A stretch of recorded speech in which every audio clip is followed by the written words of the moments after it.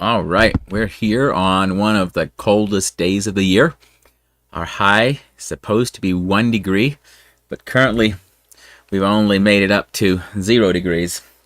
So it is very cold along the Front Range in Colorado today. I have seen colder weather myself, but I took today, it was a snowy, cold day, I took it as an opportunity to stay home and start editing. Not start, continue. So I want to talk about nostalgia, longing, the things that we dream of, and some of those things.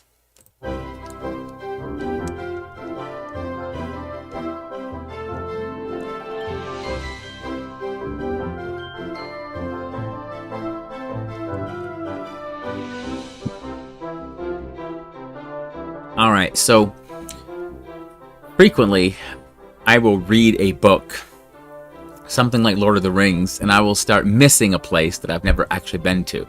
And most people have had this experience where you long for something that you've never experienced. And so different people, like if you do a Google search right now, there's multiple threads on Reddit and Quora and other places where people are trying to figure out what's a word for this. And there's different words that people suggest. One of the words was Fernweh, which in my German dictionary is just translated as Wanderlust, longing for something that's far away. And that's a good term for what I sometimes feel. And so that's what I decided I would talk about today a little bit. Hi, Peter. What are you up to? Nothing much. You have a note? Oh, my. I thought you were going to come and give me a message, no? We were doing Secret Pals. And apparently, that was for whoever had Eric. They had it in their pocket, and they washed the note. My note was also in there of the person I had. Okay. So, well, that's funny. Yeah. So, how much time did you spend outside today? I snow shoveled the driveway. That's right. You shoveled snow in the driveway. It was very cold. Mm-hmm. And did you go outside with the animals, or did just Mama do that? Mama did. Yeah? Well, someone needs to do it again. She said they need more water, so... Anyway. So when I was out there, though, after I came in, my throat tightened. Your throat was constricting because of the cold? Yes. Yeah. Well, if it's cold enough, you can breathe in real fast, and it feels like your nose is going to freeze shut. Have you ever experienced that? No. Yeah, well, it can happen. Yeah. So, anyway, I'm talking about nostalgia today, longing for places you've maybe never been, but that's my topic, was nostalgia, a roadmap. Okay. So, Daniel says he's longing for heaven. That's a good longing to have. So, well, I better go do my thing. Yeah, thanks for checking in. You better go back, finish your school. So I'm drinking coffee from the Everything is Better with Coffee mug that I got from Dave and Nadine over at Aspen Song, and I actually am drinking Carroll Mountain coffee. I was going to bring the bag down. So back right after Thanksgiving, we stopped at Mount Carroll, and I visited with my friends Philip and Aaron Simpson, and they gave me some coffee, and I still have a little bit left, and so I was using it today. This is actually my third cup for the day since I'm inside working. They're Carroll Mountain coffee, and I was going to show you the bag because it had names on it that I can't pronounce properly, but it's good coffee. Thanks, Philip, Aaron. It is a good day to be inside, and as I was pulling up the edit to start back in for this year, this is my first time since before Christmas to open the edit for Keeping the Faith, and so there's scenes of Amish horses and buggies and things like that I'm using in the documentary, similar to what I did with Breaking the Silence. And as I'm seeing these images, I was reminded of how many times people see the Amish way of life and then they just start longing for it. They want something. It stirs something. Now, this is not true for everybody. There are some people that look at it and are like, I have no idea how they do it. But there's a lot of people that look at the Amish from the road and they just somehow long for it. And I thought about that, the fact that there's a lot of times in our lives there are things that we see that we have not experienced and we long for. You know, as cold as it was this morning, I was remembering back in the early 90s up in northwestern Montana, we had a couple of winters where it would sink down to 40 below zero and just kind of stay there. Like it might warm up to 20 below in the daytime, but then it would back down to 40 below that night. And that it kind of stops a whole bunch of other things from happening. And so I remember one season when it did this, they had shut down the sawmill, so Dad was home, and we were just all home for a while. And it was amazing. You know, we had, I think, at the school up there, I think it had to be 10 below zero or colder in order for us to not have school. That's my memory of it. And so when I think about those times, like at the time, I mean, one time the way we pumped water and everything, the well froze up and we were having to, really work hard just to get drinking water and things. But I remember it fondly. Like if you put me back in that same circumstance where I was heating the entire house with that wood stove and I was doing all of that work with my family now, I would probably be like, why am I having to work so hard? Like, what's going on? And yet, because this house that we're in right now, I mean, it's absolutely freezing outside, 0 degrees Fahrenheit, and yet in here, it's warm. True, I'm wearing a sweater. I'm wearing a few more clothes than I might sometimes wear. And right now, actually, for the first time today, the sun is kind of peeping through the clouds and making a little bit of a spot back there because there's just a little bit of sunshine happening. But it was snowing a little bit most of the day. And so I was thinking about the longings that we have. And Daniel actually mentioned the longing for heaven. And I long for that. The thing about that, though, is I think that some part of that longing is it's like when you meet someone and they tell you stories, accounts, real life examples of what their hometown is like or what their family is like. And as they're describing it and as they're telling you the things, you're becoming familiar with it. And so you start thinking, wow, I would like to go visit sometime. I would love to go over there sometime and visit. And if you hear enough of these stories and they tell you enough things, then you go visit that country or that family or that city or whatever the destination is, and you go there and things start happening like, oh, this is just the way they said it was. This is just the way they said it was. And you have a certain sense of familiarity because it's actually happening the way that you had heard about it. And I sometimes think that heaven is going to be a little bit like that, where not that we're going to go up there and be like, oh yeah, this is exactly what I thought it would be. Not like that, but like we will suddenly recognize the voice of the Savior that has been talking to us this whole time. And we'll be like, oh, that was Jesus. He has been with us. We will sense certain things in our spirit that will be familiar to us because we have been walking with Him here on earth. And so even though we have not seen or been in the very courts of heaven, we have experienced a small taste of some of the things that are in the very courts of heaven. And so when we long for heaven, it is more than likely based on things that we have already tasted and seen in this life a little bit. It's not just completely, totally that we haven't seen anything like it. Even though we've suffered, even though we deal with a lot of stuff here, there will be pieces of it that we will recognize. So there's that thought. But as I was contemplating the idea of, because I have wanderlust a lot, where I'm like, you know what I would like to do right now?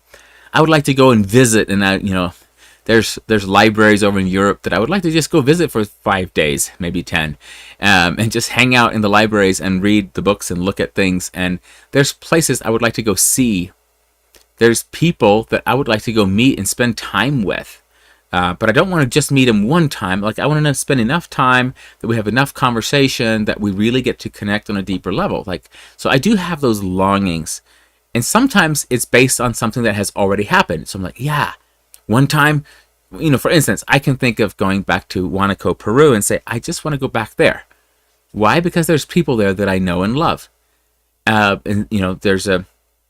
once spent a couple of days at a house down somewhere off of the eastern coast of Mexico, in the mountains there, and I would like to go back. I would, and we had good conversation when we were there. I'd love to go back there again. And so I think of those kind of things.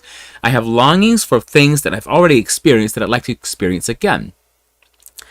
But then I have longings for things that I've never experienced that I would like to experience. And so as I was looking at my edit and I was seeing all the beautiful views of the Amish that we have and things like that, and thinking about all the people who say, I would like to be Amish. Now, they very seldom actually mean that they want to be Amish. It's like when I read Lord of the Rings and they cross the ford and just make it on over there to Rivendell, and they go through that whole thing. And if I say, man, I wish I could have been there, do I really mean that I want to be running for my life in unknown territory? Like, not actually. No, not. I mean, honestly, not. That's not really what I was thinking about. I get a little rush of adrenaline, and then we make it in safe, and that's great. But like, do you see what I'm saying? Is sometimes we long for something based off of one part of it, but if we had to experience the whole of it, then there would be pieces to it that we wouldn't really like. And so I think for someone who looks at the Amish way of life and starts longing for it, there's probably one piece of it that they're longing for, something that they saw, that they have attached meaning, or they have either fantasized about it, or they imagine it to be something, and they're like, that is what I want. And so they long, and they will just say, I long for the whole thing, but they really don't long for the whole thing. Because if they had to do things, especially where I came from, if they couldn't have running water, if they couldn't have, there's a whole bunch of things they couldn't have. And then if that really was what they had to go to, is that really what they wanted? Or was there something there? Something, for instance, like they saw a father outside working with his children, his sons and his daughters, and they thought, now that's the way I wish my relationship would have been. Or they will see a beautiful garden, and they're thinking, wow, I would like to have a garden like that. Or they will see a homestead there's some smoke coming out of the house, and the chimney, not the house is not on fire. The chimney, there's smoke coming out, and you see different people working in different places, and they're like, oh, a family working together to provide for their daily needs, and there's just something in there that touches them, and they're like, I would like to be that. And so it's possible that we see something and we long for it based off of a faulty understanding of what it is. Sometimes, like in the case of heaven, I think the glimpses that we do get now are only tastes of way more that is to come. But I actually took this a little farther. As I was looking at, the word Fernweh from German, and I looked for synonyms for nostalgia. And so the synonyms are things like this: longing, remorse, sentimentality, wistfulness, yearning, homesickness, pining, reminisce, schmaltz. And then other things like, remembering the past fondly, or those type of ideas. And so I actually went from nostalgia, remembering the past, and then this other kind of longing for the future that we don't know. And then I was thinking about how many times in my life I have had something that I really wanted, and I would only speak of it in the language of nostalgia. I wish, I long for, I have this desire, and I always speak of it. And when I say the language of nostalgia, what I mean is I was dealing with it in a way as if it was impossible. I'm longing for something that I can never have. I'm wishing for something that could not happen. And sometimes I'm even remembering things that did not happen. And so, as I was thinking of those things, I began thinking about something that had happened to me a number of years ago. So as I've said before, around the new year, I often spend a lot of time contemplating the directions that are in my life, what I'm doing.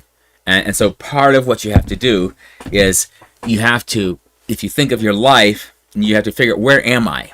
And so with nostalgia, I'm less focused on where I am, and I'm more thinking about where I used to be. With a longing for the future, I'm less focused on where I am right now, and I'm thinking about something out there, somewhere else. And so I'm not really keeping track of what's going on, where I am. And so if you've ever been hiking and you come up to one of those big signboards at a trailhead, or you're in a park or a zoo or something like that, they'll have this big map, and then they'll have somewhere the little thing that says, "You are here."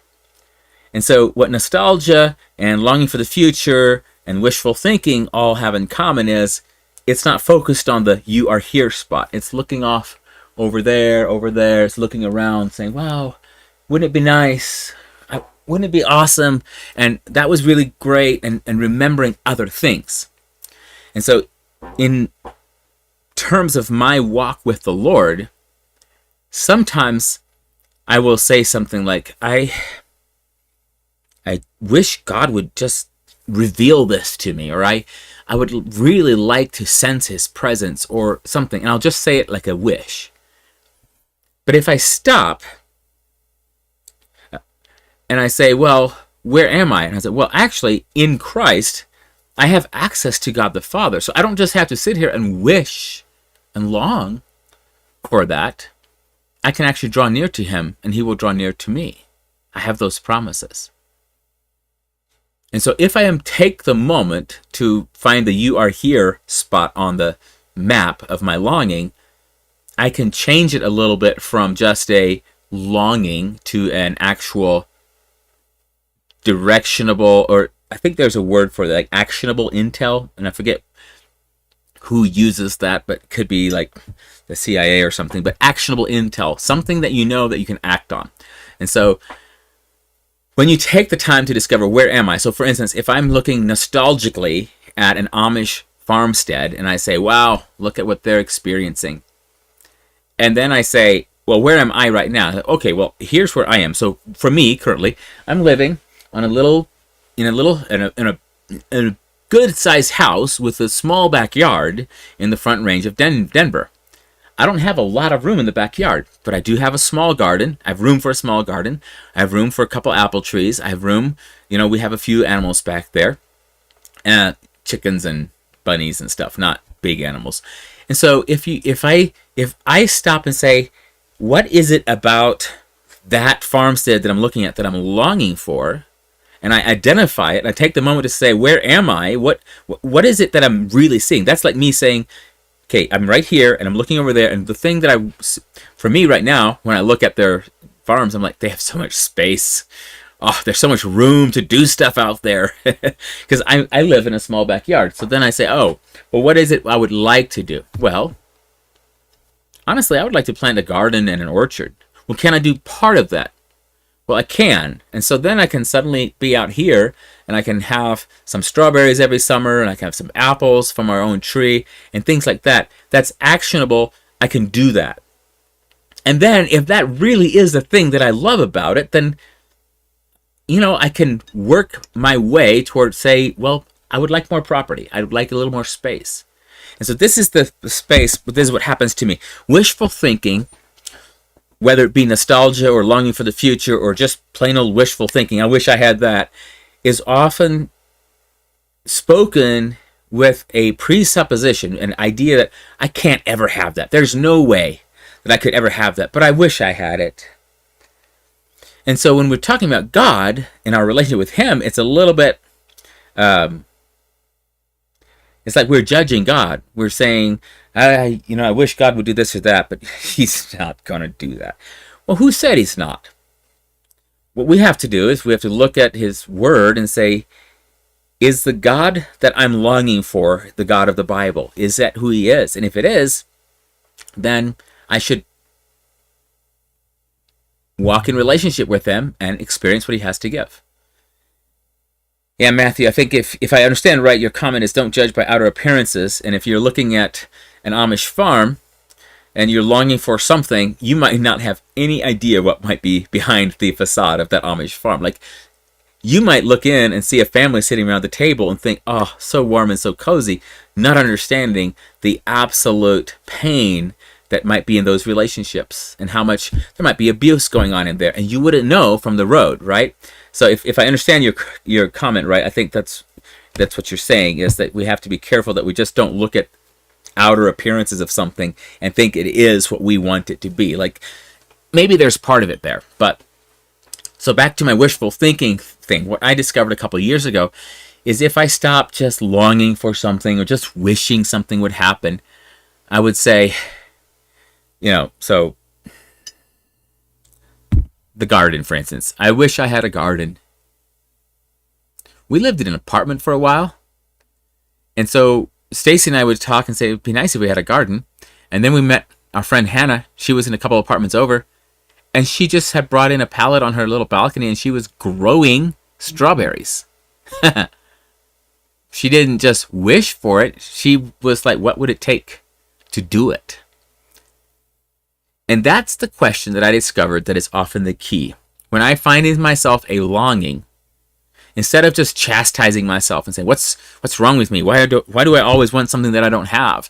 Instead of saying it that way, I start saying, okay, so what would it take to accomplish this? So a couple of years ago when we moved in here and we were like thinking, oh, this is a good backyard, but I wish it was bigger. Well, what would it take to actually use what we have? So we actually used some landscape timbers, and we had to, over on that side, it was so rocky that we had to bring in a little bit more soil just to fill up the space so that we could grow strawberries. They're doing great. So we went from I wish to what would it take to actually getting in the car and going. We found somebody somewhere else here in the Denver area that had a bunch of landscape timbers that they were just getting rid of. They were like, please come get these. So we went and got them, and we cut them and put them in the backyard. We planted some strawberries and some other things too. Strawberries are what really worked, so we're happy with those. And so, but we went from I wish to actionable steps. And so this has been, for me, now every year when I'm looking out at the future, I'm looking around at what's going on, if there's a part of my life that I just don't like, instead of saying, I wish it was different, I have been training myself to ask the question, what would it take to change this circumstance? And so sometimes I'll be like, oh, it would take a ton of money. I can't do that. How much money would it take? Well, I don't actually know. Do you know how to find out? I guess I could. And so then I start scribbling things down on pieces of paper and trying to figure out how much would something cost? How much would it take? What would it take? And then once I have numbers down, then instead of saying, oh, that's impossible, I say, well, what would it take? What would I have to do to be able to afford that? And so to change my way of talking from I wish, I long for, I fondly remember this good thing that happened but will probably never happen again, to change my conversation from that to this is a desire that is in me and I belong to Christ, so he probably gave me this desire. What would it take to accomplish it? It changes the way I think. It changes my outlook. It changes even just the joy of everyday living, because it's an adventure. What am I going to do next? How am I going to live? What's God wanting to do in my life? And so instead of saying, I wish I had some men that I could meet with and we could challenge each other in the faith, I say, well, what would it take? What would I have to do to meet with some other men?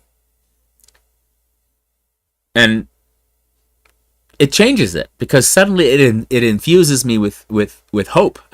There's a way forward. There is something to be done. And so the voice of the enemy will come to you and tell you that the place where you are is truly hopeless, potentially that you are useless, potentially that there's just no way out for you. You're stuck, and that's it. But the voice of Christ says, he said, I am the way. So you're looking for a way? Jesus is the way. You're looking for a door out of some place? Jesus is the door out of where we were into his kingdom. He is the way, the truth, the life. So there is a way.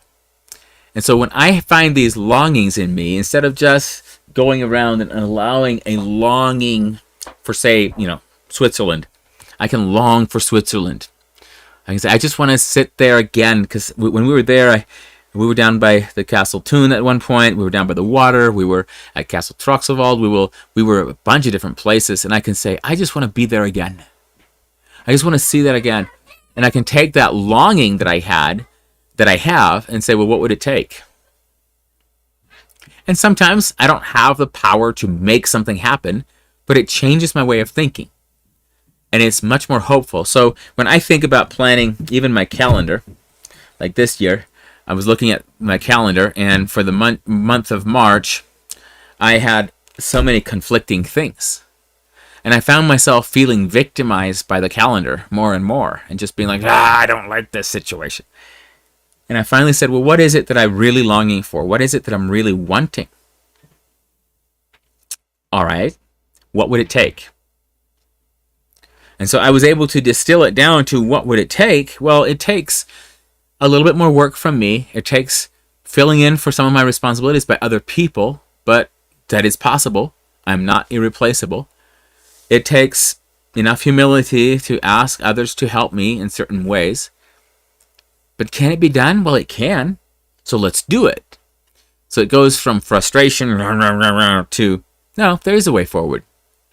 So I would challenge you, if you find yourself constantly longing for something that you think is impossible, whether it's a family, a relationship, a whatever it is, instead of just always say, what is it that I'm actually after? Because sometimes we're so stuck. Like, sometimes there's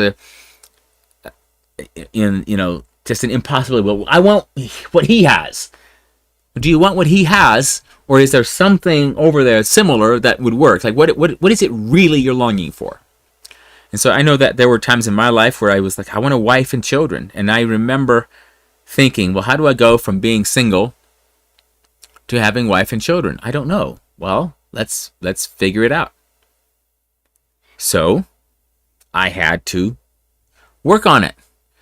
I had to figure out what direction I was going in. And there were so many hard questions. But if I don't allow myself to just complain about something that's unknown, but instead insist on saying, well, what would it take to go from here to there? What would it be?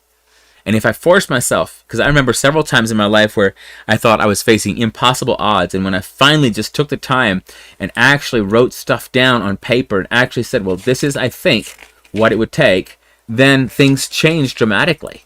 And so just the process of thinking something through enough so that I can write it on paper, that process can change my way of thinking enough to give me hope, to give me steps forward, so that instead of just having nostalgia, just having Fernweh and Wanderlust and longing for something that I can't have, I take the desires that God has placed in my heart and say, Lord, if this is from you, then I want to think this one through, and how could I get there? And so if I don't like the way my family structure is, if I don't like the schedule that we have at our house, if I don't like to, whatever it is, I say, well, what would it take? What would have to change? Am I willing to do that?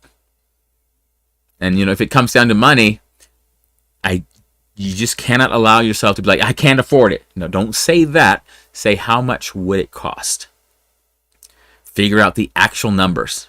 Once you have the actual numbers, say, now what would it take for me to get this much money?